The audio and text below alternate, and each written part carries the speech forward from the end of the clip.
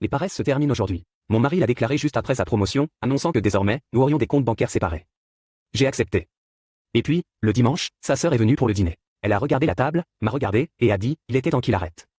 Megan Foster n'aurait jamais imaginé que son mariage basculerait à cause d'une phrase prononcée d'une voix calme. La gratuité s'arrête aujourd'hui, déclara Luke, fraîchement promu. Dans la lumière feutrée de leur cuisine de Chicago, il annonça qu'ils sépareraient leurs finances. Pas de colère, pas de débat, seulement une décision arrêtée, comme une sentence. Aux yeux de Luke, Megan n'était qu'une enseignante au salaire modeste, bien loin de son ascension dans les tours de verre de l'entreprise. Ce qu'il ne voyait pas, c'était l'univers invisible qu'elle avait bâti, une activité de tutorat florissante, des factures réglées sans bruit, un foyer orchestré avec minutie, des rendez-vous planifiés, une vie entière tenue par ses mains. Luke croyait porter seul le poids du succès. En réalité, Megan avait construit le socle sur lequel il s'élevait.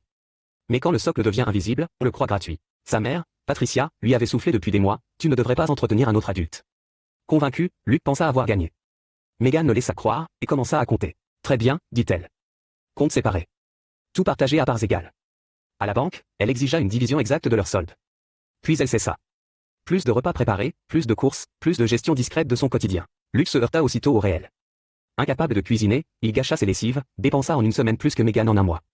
Les colonnes du tableau Excel se remplirent de dépenses qu'il n'avait jamais soupçonnées, savon, essuie-tout, produits ménagers. Quand Lydia, sa sœur, vint dîner, elle découvrit des plats achetés en magasin, encore dans leur barquette. En entendant l'histoire, elle éclata de rire, un rire dur. Toi et maman avez traité la femme qui organise ta vie de fardeau? Megan mérite mieux. Luke resta seul, pour la première fois conscient de son isolement. Alors Megan posa devant lui 6 années de preuves. Ses revenus, près de 400 000 $. Factures réglées, plus de 48 000 $ au-delà de sa part. Nourriture et produits ménagers, plus de 30 000 $.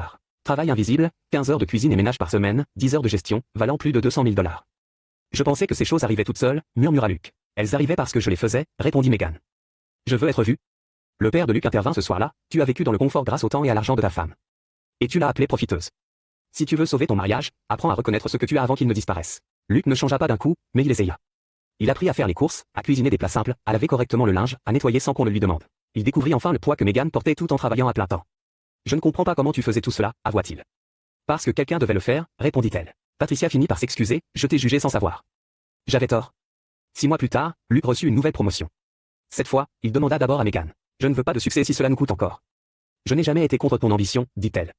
J'étais contre le fait d'être invisible. Ils réunirent de nouveau leurs comptes, mais seulement après que le respect eût été restauré. Toutes les histoires ne se terminent pas par une rupture. Certaines s'achèvent quand deux êtres apprennent enfin à se voir. Parfois, l'acte le plus fort n'est pas de partir, c'est de refuser d'être invisible à jamais.